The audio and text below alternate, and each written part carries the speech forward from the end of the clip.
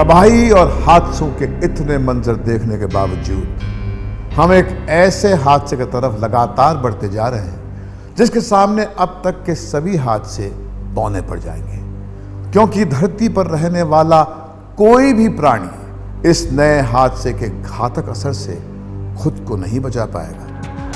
तेजी से अपने कदम फैलाता यह नया हादसा बीमारियों से लड़ने की हमारी ताकत को ही खत्म कर सकता है। दिमाग, लिवर, किडनी, दिल और आंतों जैसे हमारे कई महत्वपूर्ण अंग इस नए हादसे की चपेट में आ सकते हैं। ऐसी कई नई बीमारियां पैदा हो सकती हैं जिनके बारे में अभी हमें कुछ भी नहीं पता है। यह नया हादसा किसी डरावनी फिल्म की कहानी का कोई हिस्सा नहीं है। यह तो एक ऐसा सच है जो पिछले कोई 20 सालों से दुनिया के कई देशों में लोगों की सेहत और पर्यावरण के लिए एक बड़ा खतरा बनकर उभर रहा है। भारत के लोगों की सेहत और उनका खाना इस नए हादसे का अगला निशाना है।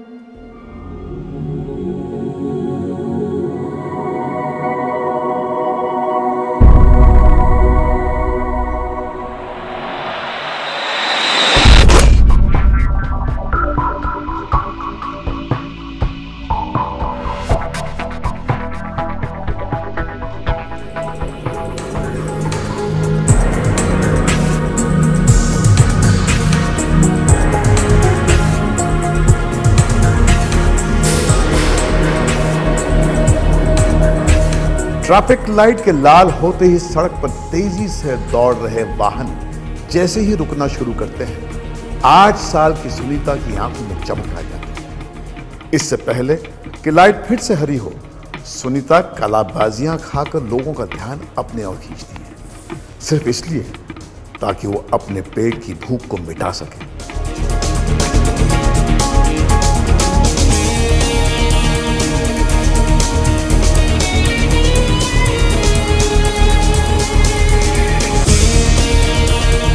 सुनीता और इस धरती पर रहने वाले हर एक प्राणी के बीच कम से कम एक समानता जरूर है, और वो ये कि भूख हम सबको लगती है और जिंदा रहने के लिए हम सभी को खाना खाना पड़ता है।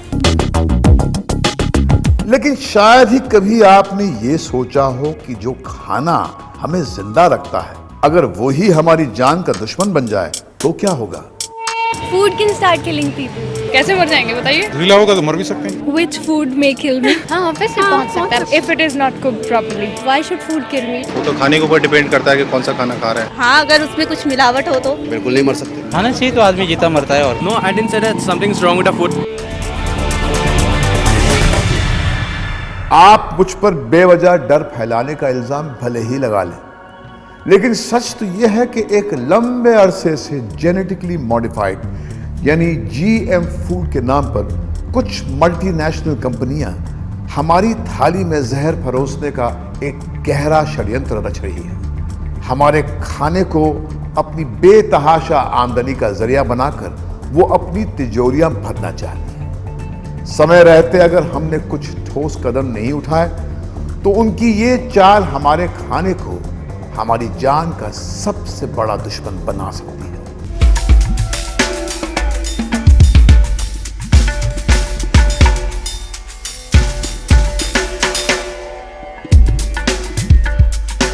अनेकता में एकता की पहचान वाले हमारे देश में बहुत से ऐसे लोग हैं जो खाने को भगवान का स्वरूप समझते हैं, लेकिन बहुत ही कम लोग ये जानते हैं कि इन दिनों जीएम फूड के नाम पर दाल, चावल और सब्जियों जैसे हमारी रोजमर्रा के खाने की चीजों में जानवरों और कीड़े मकोड़ों के जीन डालकर उन्हें हमारी सेहत का दुश्मन बनाया जा रहा है। जेनेटिक मॉडिफाइड फूड जो आदमी को दिया जा रहा है या जो दिए जाने की तैयारी की जा रही है, उसमें सबसे बड़ा खतरा यह है कि हमारे जीन्स के ऊपर आक्रमण होगा, और जब हमारे जीन्स के ऊपर आक्रमण होगा तो हम उस जैविक आतंकवाद से या जेनेटिक प्रदूषण से अपने आप को कभी नहीं बचा पाएंगे।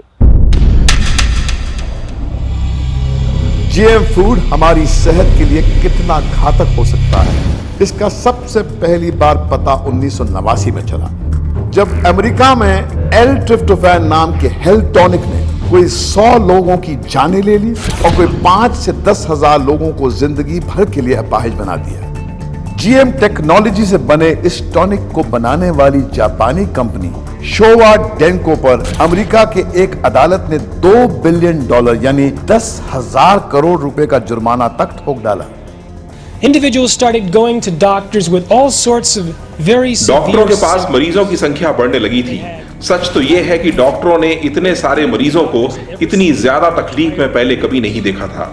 उनके बाल गिर रहे थे, याददाश्त कमजोर होने लगी थी और मांसपेशियां ढीली पड़ने लगी थी। कोई 5 से 10,000 लोग इस बीमारी की चपेट में आ गए, जबकि कोई 100 लोगों की मौत हो गई। disabled. About 100 died.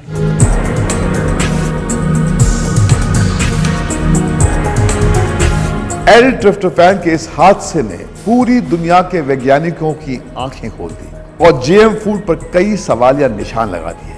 चूहों पर जीएम फूड के परीक्षणों के दौरान कई चूहे तो कुछ दिनों के भीतर मर गए, जबकि कई दूसरे चूहों के अंगों में जो बदलाव देखे गए वो वास्तव में दिल दहला देने वाले थे। चूहों पे जितने भी ट्रायल हुए आज तक, चाहे वो मोनसेंटो के अपने ही ट्रायल थे, उसमें भी पाया गया कि चूहों की हालत जो है बहुत ख़राब हुई है। उसके बाद उसमें उनका लिकोमिया भी हुआ है, उनको ब्लड का भी उनमें प्रॉब्लम आया है, किडनी छोटी हुई है, लिवर छोटा हुआ है। एक ऑस्ट्रियन स्टडी अभी आई है लेटेस्ट, उसने कहा है कि चूहों में इनफर्टिलिटी भी उसमें पैदा होती है। इसका मतलब साफ है कि जब हम उसका उपयोग करेंगे तो हमारे अंदर भी या ह्यूमन बींग्स के अंदर भी वो बीमारियाँ जो हैं वो लाजमी है वो आएंगी। ब्रिटेन में जीएम सोए के बाजार में आते ही लोगों के बीच सोए एलर्जी में बेतहाशा बढ़ोतरी देखी गई। जर्मनी में जीएम कॉर्न के गायों पर परीक्षण के दौरान 12 गायों की मौत हो गई। बीटी कॉर्न से निकले पॉलन के हवा में घुलने से फिलीपींस के एक गांव में सभी लोग खुजली से परेशान हो उठे और उनका सांस लेना भी मुश्किल हो गया। This is one of the most genetic engineering धरती पर अब तक की सबसे खतरनाक टेक्नोलॉजी है और इसका हमारे खाने में इस्तेमाल करना सिवाय पागलपन के और कुछ नहीं है। जब तक पूरा experiment for long sustained period of time, एक दीर्घ काल तक, लंबे समय तक प्रूव नहीं होता कि इससे कोई नुकसान नहीं होगा, इससे कोई किसी तरह का हार्म नहीं होगा, तब तक ऐसे वेंचर नहीं करना चाहिए। ऐसा कदम नहीं उठाना चाहिए जिससे एक तरह का परमानेंट शाश्वत डैमेज न हो। जिस तरह से आज हर घर में ब्लड प्रेशर, शुगर आदि का पेशेंट है, इन फ्यूचर जिस दिन ये जेनेटिक मॉडिफाइड फूड खाने लगेंगे देश के लोग, शायद उस दिन हर घर में कैंसर का पेशेंट होगा। ये देश के लिए बहुत खतरनाक होगा। जीएम फूड्स के इतने ज्यादा घातक परिणामों के बावजूद अमेरिका का food and drug administration FDA इन्हें बाजार में बेचने के लिए इन पर अपनी मोहर लगाता रहा। एक सज्जन ने अमेरिकन FDA के खिलाफ केस किया और उसमें जब ये केस के सामने कोर्ट में FDA को 44,000 पेजेस को लाना पड़ा। उस पेजेस में ये बड़ा स्पष्ट था उन डॉक्यूमेंट्स में कि अमेरिकन साइंटिस्ट ने वार्न किया था कि इस जेनेटिकली मॉडिफाइड फूड से बहुत सारे प्रॉब्लम हो सकते हैं, लेकिन उसको पॉलिटिक्स ने दबाया गया। और इसका मतलब साफ है कि FDA जो अमेरिका का है वो दूध का धुला नहीं है। जीएम फूड्स को बढ़ावा देने वाली मल्टीनेशनल कंपनियों का यह दावा है कि ग्रीन रेवोल्यूशन के बाद जीन रेवोल्यूशन ही दुनिया को भूखमरी से बचा सकता है। इन कंपनियों का कहना है कि जेनेटिक इंजीनियरिंग के जरिए फसलों की पैदावार बढ़ाई जा सकती है, खेती पर आने वाली लागत को कम करके वातावरण में तेजी से फैल रहे प्रदूषण को भी कम किया जा सकता है। उनका दावा बिल्कुल गलत है। अगर हम ऑर्गेनिक एग्रीकल्चर करें तो उसमें हमें बिल्कुल ही पेस्टिसाइड के इस्तेमाल करने की ज़रूरत नहीं होती है। अगर हम बायो पेस्टिसाइड इस्तेमाल करें तो उससे ज़्यादा एनवायरमेंटल फ्रेंडली क्या चीज़ हो सकती है। 2001 से लेकर 2003 तक भारत में 65 मिलियन टन यानी 650 लाख टन का गेहूं और चावल का भंडार था और उसके बावजूद भी 32 करोड़ लोग जो है वो भूखे सोए।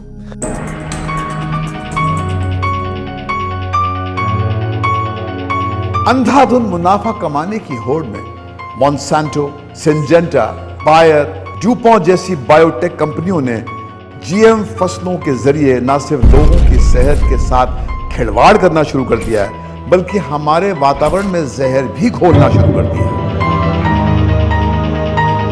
अमेरिका में जीएम कॉर्न के स्टार्लिंग ब्रांड के बाजार में आते ही लोगों में एलर्जी की शिकायतों में बेतहाशा बढ़ोतरी हुई और एक बार फिर यह बात साबित हो गई कि जीएम फूड्स हमारी सेहत के लिए ठीक नहीं है। मेरा दम घुटने लगा था और एक बार तो लगा कि मैं मर ही जाऊं।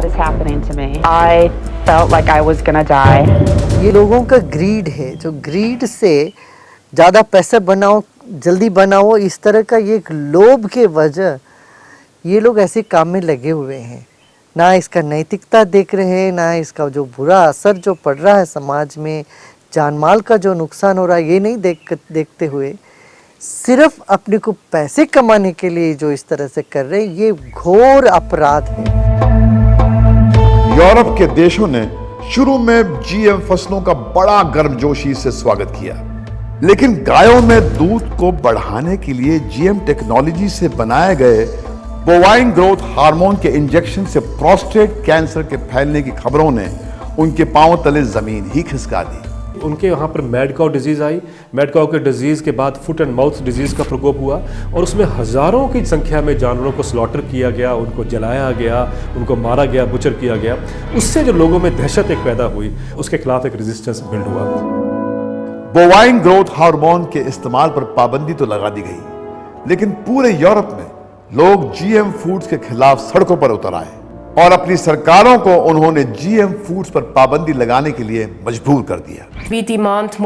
हम चाहते हैं कि जीएम फूड्स पर और रिसर्च हो, इसलिए हम फिलहाल इस पर पूरी तरह रोक लगाने के हक में हैं।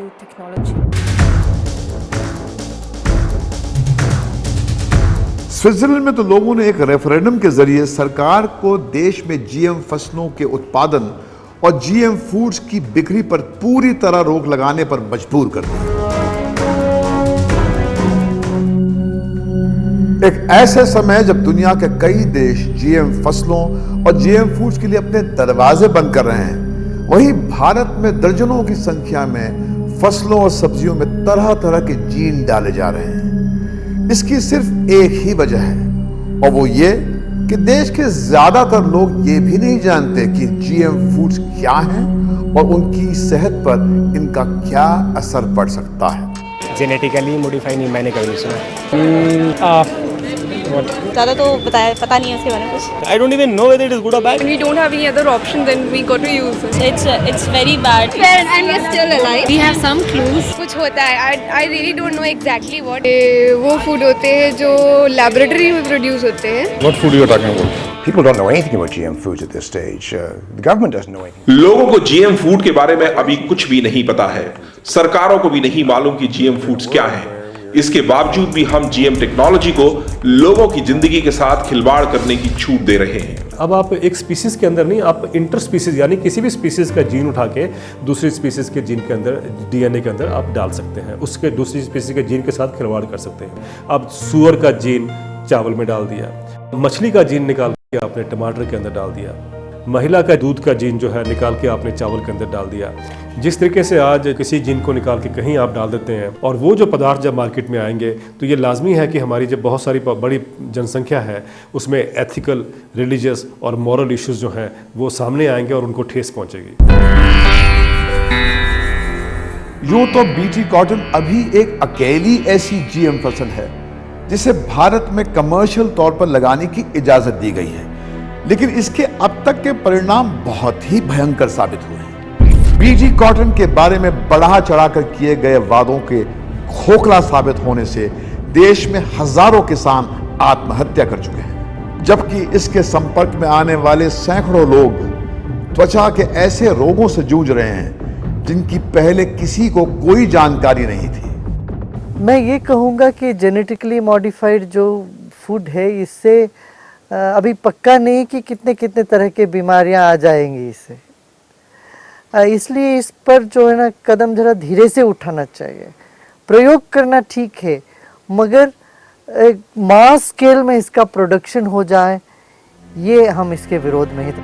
आंध्र प्रदेश, हरियाणा और पंजाब के कई गांवों में बीटी कॉटन में मौजूद जहर की वजह से 2000 से भी ज्यादा भेड़ बकरियों के साथ कई बड़े जानवरों की मौत हो गई। इस मौत का कारण था कि उन्होंने बीटी कॉटन प्लांट्स को खाया, और जब उन्होंने इसको खाया तो उनका जो रूमन है, जो कि एक दूसरा स्टमक होता है इन जानवरों में, उसमें खाना डाइजेस्ट नहीं हुआ और नहीं डाइजेस्ट होने की वजह से इंटेस्टिन्स में नहीं गया और उनकी इंटेस्टिन्स जो पाई गई हैं सिकुड़ी हुई, उसका कारण यही है। हालात तो यहां तक बिगड़े कि आंध्र प्रदेश में सरकार ने जगह जगह बोर्ड लगाकर लोगों को चेतावनी दी कि बीटी कॉटन के खेत उनके जानवरों के लिए जानलेवा साबित हो सकते हैं। अगर आप ये सोचते हैं कि बीटी कॉटन का जहर सिर्फ किसानों और उनके जानवरों तक ही सीमित रहेगा तो यह आपकी बहुत ही बड़ी भूल होगी, क्योंकि बीटी कॉटन में जो जीन और जो टॉक्सिन है वही बीटी बैगन में भी है, जिसको लेकर लोगों में बेहद गुस्सा है और अपना विरोध जताने के लिए वो सड़कों पर उतर आए हैं। इस देश में नहीं घुसने देंगे। ये कार्रवाई हमारी उस लड़ाई की घोषणा है। ये जेनेटिकली मॉडिफाइड बीज का किसानों द्वारा विरोध किया जा रहा है। This is a question of our lives and it's no joke. BT brinjal could be a catastrophe. BT बैगन खाना बहुत ही खतरनाक साबित हो सकता है। इसमें एक ऐसा जीन है जो एंटीबायोटिक दवाओं को बेअसर करके नई बीमारियां पैदा कर सकता है। खाने को पचाने में मदद करने वाले बैक्टीरिया का सफाया करके ये हमारी आंतों को पेस्टिसाइड बनाने की फैक्ट्री में बदल सकता है। कि डेटा दिया गया है मोंसांटो का, जिसकी वजह से बीटी बैगन के ऊपर काम हो रहा है और कह रहे हैं कि हम इसको रिलीज़ करना चाहते हैं।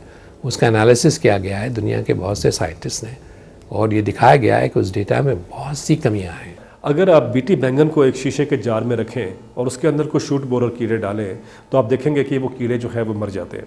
वही बीटी बैंगन जब हम खाएंगे तो हमारे शरीर के अंदर क्या होगा, इसके हमें सोचने की बहुत बड़ी ज़रूरत है।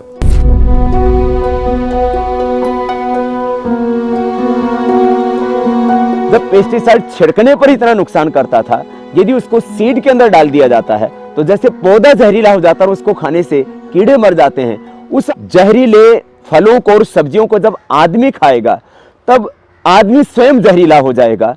उसके एक एक जीन्स के अंदर डिसऑर्डर्स होने लगेंगे, अनडिसिप्लिन वे में ब्रेक होने लगेंगे, टूटने लगेंगे।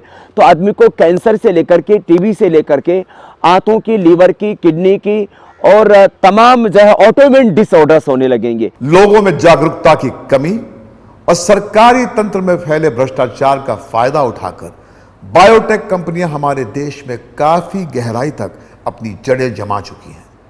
ये कंपनियां इस समय भारत में 50 से भी ज्यादा जीएम फसलों और सब्जियों पर परीक्षण कर रही हैं, जिनमें बैगन, भिंडी, आलू, बंद गोभी, फूल गोभी, अदरक, मक्का, टमाटर, सरसों और चावल शामिल हैं। हमारी सरकार भले ही ये दावा करे कि उसने अभी तक देश में किसी भी तरह के जीएम फूड को बेचने की इजाजत नहीं दी है, लेकिन उसके इस दावे पर हम यकीन करें तो कैसे करें, खास तौर पर यह जानते हुए कि ज्यादातर अमेरिकी ब्रांड्स जेनेटिकली मॉडिफाइड होते हैं और इसके बावजूद उन्हें हमारे बाजारों में बिना किसी रोक टोक के बेचा जा रहा है। इस बात में कोई शक नहीं कि भारत के लोग काफी समय से जेनेटिकली मॉडिफाइड फूड यानी जीएम फूड खा रहे हैं। ये पेप्सिको इंटरनेशनल के डोरिटोस कॉर्न चिप्स है, जिनको हमारे देश में बेचने की इजाजत नहीं मिलने चाहिए क्योंकि इनमें जीएम कॉर्न है। मई 2008 में जर्मनी की लैब में जब डोरिटोस चिप्स की जांच की गई तो ये बात साफ हो गई कि इनमें जीएम कॉर्न की वो वैरायटी है जिससे हमारे लीवर और किडनी को नुकसान पहुंचता है। सबसे ज्यादा दुख की बात तो यह है कि हमने अपने स्वास्थ्य मंत्री और जीईसी को तुरंत इसकी जानकारी दी थी। 8 महीने बीत चुके हैं और डोरिटोस अभी भी खुले तौर पर अपने बाजारों में बिक रहे हैं। डोरिटोस भारत में बिकने वाला अकेला ऐसा ब्रांड नहीं है जो कि जेनेटिकली मॉडिफाइड है। मैं अभी दिल्ली के खान मार्केट में हूं। यहां मैं आपको दिखाऊंगा कि भारतीय बाजार किस हद तक जीएम फूड से भरे पड़े हैं।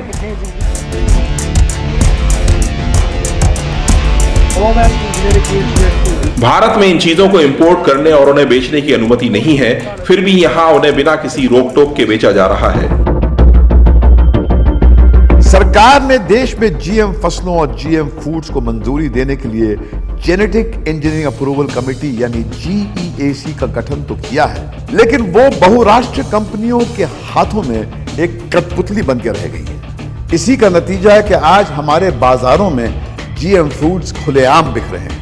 जीईएसी सिर्फ एक इंडस्ट्री के लिए एक रबर स्टैंप है और जो भी एक्सपेरिमेंट्स देश में हो रहे हैं वो इस तरीके से हो रहे हैं ताकि कंपनियों को उसमें कहाँ फ़ायदा हो सकता है, ये नहीं देखा जा रहा कि आम आदमी को, आम किसान को, आम उपभोक्ता को इसमें कहाँ जो हमें है उसमें कॉशन लेना चाहिए या प्रिकॉशन लेना चाहिए। देश के मंत्री, संतरी और देश के शीर्ष अधिकारी पैसे के लोभ में जब बिक जाते हैं तब वो किसी भी बात को विज्ञान की आंखों से देखने के लिए तैयार नहीं होते और देश के लोगों का जो विनाश होने वाला है उनके भीतर इतनी संवेदनशीलता तो है ही नहीं कि उसको देख पाए। हम ये बात दावे से नहीं कह सकते कि भारत में अमेरिकन फूड चेन्स में बिकने वाली खाने पीने की चीज़ें जेनेटिकली मॉडिफाइड है या नहीं, लेकिन जब हमने उनसे इसकी असलियत जाननी चाहिए तो उन्होंने कैमरे के सामने आने से साफ इनकार कर दिया। जीएम फूड्स को बढ़ावा देने वाली बायोटेक कंपनियों का सबसे बड़ा तर्क यह है कि अमेरिका में पिछले कोई 20 सालों से लोग जीएम फूड्स खाते आ रहे हैं, लोग वहां जी रहे हैं, मर तो नहीं रहे हैं, तो फिर दूसरे देशों में जीएम फूड्स को लेकर इतनी हाय तौबा क्यों मची हुई है? GM foods were introduced in 1996. America में 1996 में जीएम फूड्स की शुरुआत हुई। 1994 और 2000 के बीच खाने से जुड़ी बीमारियों में 2 गुने का इजाफा हुआ।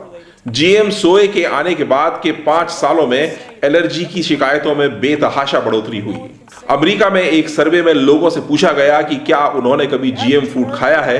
60% का जवाब था नहीं, जबकि 15% ने कहा पता नहीं। 15% say I don't know. So 3/4 of America do not realize that they eat GM ingredients in almost every meal. खाद्य संकट के बहाने कंपनियों ने बीटी बीजों को बढ़ावा देना शुरू किया। स्विट्जरलैंड ने जीएम फसलों पर सन 2013 तक रोक लगाई। फ्रेंच पार्लियामेंट का जीएम फसलों को मंजूरी देने से इनकार। इटली, ग्रीस, ऑस्ट्रिया और पोलैंड ने जीएम फसलों पर रोक लगाई। वैज्ञानिकों ने जीएम फूड्स के खिलाफ चेतावनी दी। बच्चों के लिए घातक साबित हो सकते हैं जीएम फूड्स। प्रिंस चार्ल्स की चेतावनी, तबाही मचा सकती हैं जीएम फसलें। भारत बीटी वैगन की प्रयोगशाला नहीं है। आज तक इतिहास में जितने भी हादसे होते आए हैं, चाहे वो सुनामी का हो, चाहे वो 26/11 का हो, या 9/11 का हो, या हिरोशिमा का हादसा हो, डिज़ास्टर हो, या अर्थक्वेक, या जो भी फ्लड्स की बात हम करते हैं, वो सारे के सारे इसके मुकाबले में कहीं स्टैंड नहीं कर पाएंगे जो हादसा हम जेनेटिकली मॉडिफाइड क्रॉप से दुनिया का कर सकते हैं।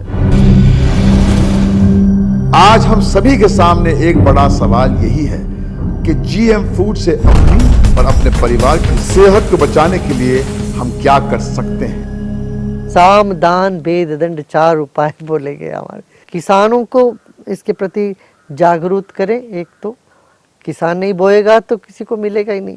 फिर कंज्यूमर को भी इसके प्रति अवेयर करें। और ब्यूरोक्रेट्स, जो शासक लोग हैं और भी जो अधिकारी वर्ग है जो बैठते हैं वहाँ, उनको इसके प्रति सजग करें। फिर भी ऐसे विनाशकारी काम में लगे तो उनको सख्ती से निपटें। अगर हमें इसको प्रॉब्लम को हैंडल करना है, सिर्फ एक ही तरीका है, वो ये कि हमारे सारे लोग, फार्मर्स हैं, कंज्यूमर्स हैं, वो सब प्रोटेस्ट करें और गवर्नमेंट के ऊपर भार डालें कि अब आप कोई इलेक्ट ही नहीं करेंगे अगर आप इन जीएम क्रॉप्स को बंद ना कर दें इस वक्त, कम से कम 10 साल के लिए।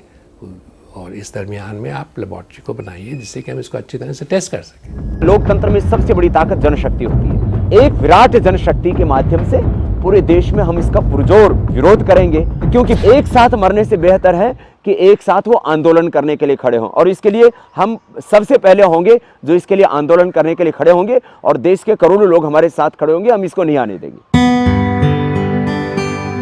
शाम होते ही जैसे जैसे सड़क पर वाहनों की संख्या कम होती जाती है, सुनीता अपने घर जाने के लिए बेचैन होने लगती है, क्योंकि दिन भर की मेहनत के बाद ही उसे रात का खाना नसीब होता है। सुनीता को भले ही ये न मालूम हो कि जो खाना वो खाएगी वो उसकी सेहत के लिए ठीक है या नहीं, लेकिन अपने आप को पढ़ा लिखा समझने वाले हम लोग कैसे अपने खाने को उन कंपनियों के जिम्मे छोड़ सकते हैं जो हमारी थाली में जहर परोसकर अपनी तिजोरियां भरना चाहती हैं। हमारे जिस्म मल्टीनेशनल कंपनियों के गुलाम नहीं है, इसलिए इन कंपनियों की हिमायत करने वाली अपनी सरकार पर हमें दबाव डालना होगा कि वो देश में तब तक किसी भी तरह के जीएम फूड को बाजार में नहीं आने देंगी जब तक कि ये साबित नहीं हो जाता कि इनसे हमें और हमारे पर्यावरण को कोई खतरा नहीं है। सवाल सिर्फ हमारी सेहत का ही नहीं बल्कि हमारे पूरे अस्तित्व का है, जो जीएम फूड्स की वजह से खतरे में नजर आने लगा है।